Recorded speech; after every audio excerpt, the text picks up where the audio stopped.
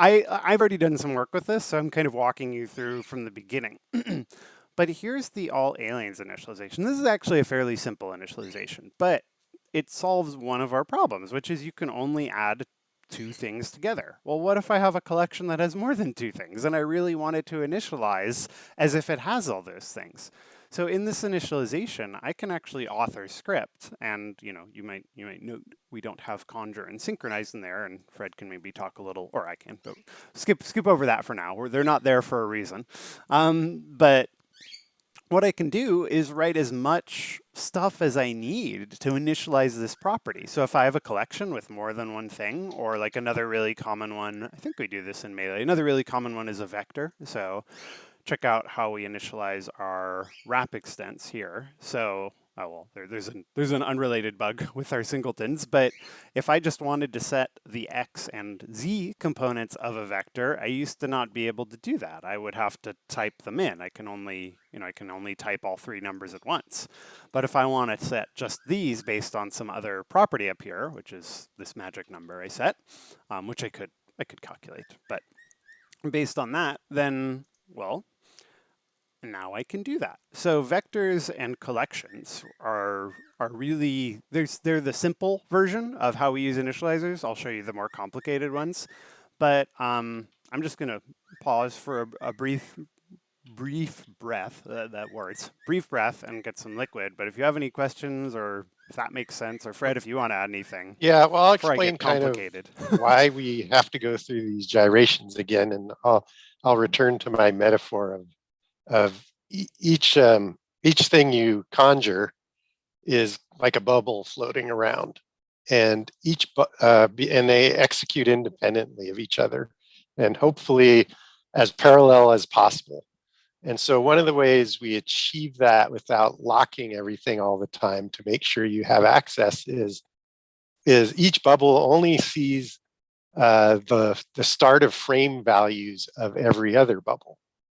So the start of frame value, at least when it comes alive, is defined by what's in the property construction.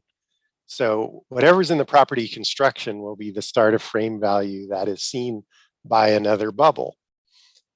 So previously, without these, what I call complex initializers, you only had very limited options for initializing a property, and you couldn't do all the things you wanted to do. And so therefore, all the other outside bubbles would see sort of an incomplete property construction, at least as far as you were concerned. And doing it in the initialize would complete it for you, but it wouldn't be seen as that version of the property until the next frame rolled around. So yeah, that's pretty much why we needed to add complex initialization in the property construction, so that other bubbles could see the true form of something as it came online. That was perfect and succinct, unlike me. Yeah, that's great. I mean, and just to riff on that sentence, and sorry if I already said this, but as they come online, one of the biggest challenges was always the Big Bang, the first frame, when everything starts up at once. And so if someone was expecting to get valid information from someone else at the start of the frame, and you don't really want to sit around waiting for everybody to be ready, you don't want to sequence that, you want no delay. Why add the delay if you don't need it? This is just a big win for that. Now, I want to show Fred, I guess, I just call them initializations, complex initializations. I'll try to use that word. So this is what I'm calling a simple complex initialization, just because there's nothing crazy going on here. This is just populating a collection. Similarly, this vector over here just says, well, set the x and the z components. But now I want to show you a crazy initialization, and I was very excited too when I showed this to Fred. Well, first I have to remember where the heck it was, because I've been kind of all over the place.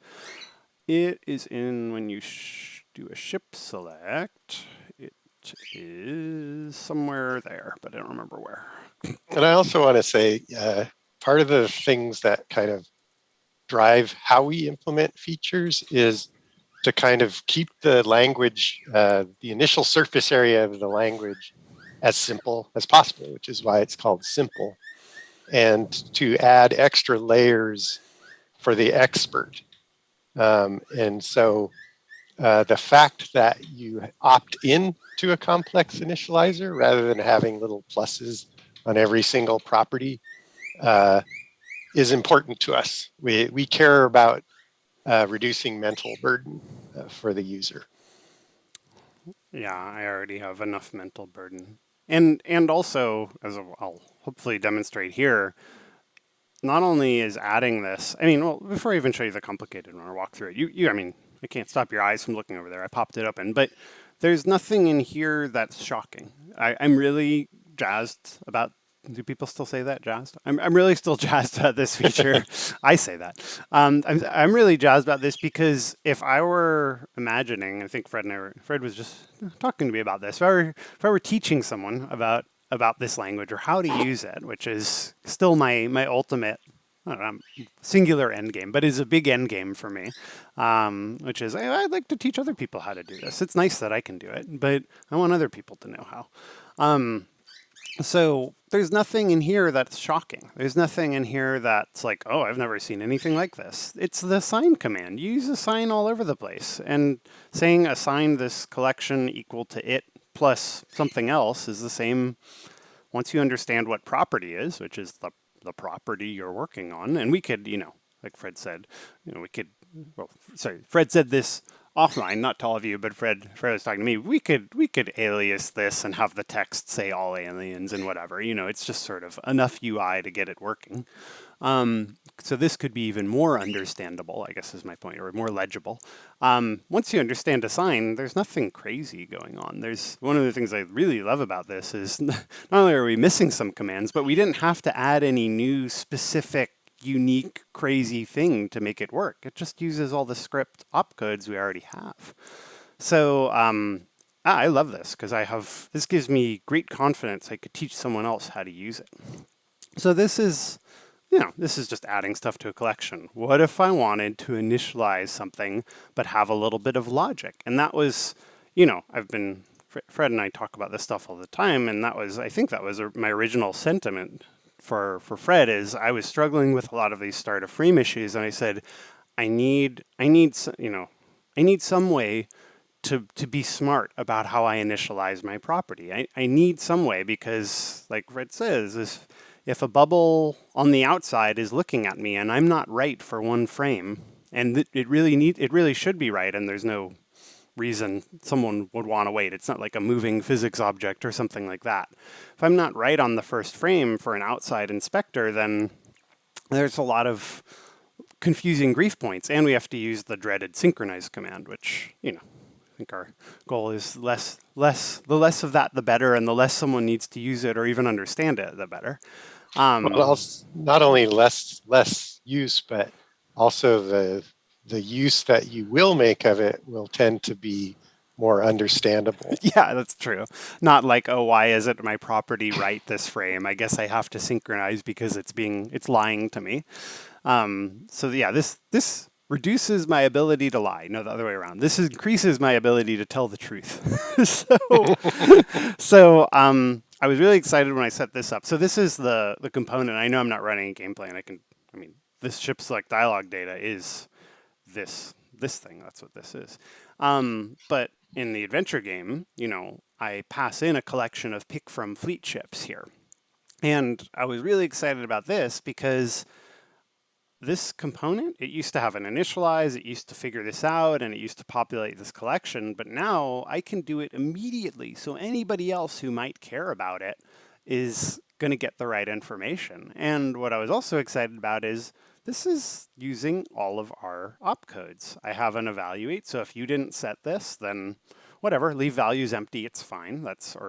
It'll initialize to 0, sort of the default, and that's fine. But if you have specified this, now assign these properties, or assign these members, this is the next, same, those two defaults, and then for every fleet ship you have, add it in. And this is using that alien list, and the aliens have an ID. So look, it's not here. It's a different sort of collection or different set of objects. These fleet ships.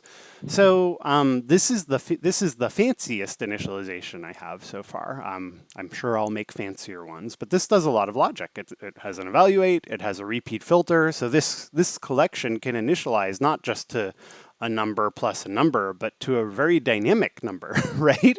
So this is barely scratching the surface of what we're going to be able to do with this. And, maybe I'll come up with some fun ones today.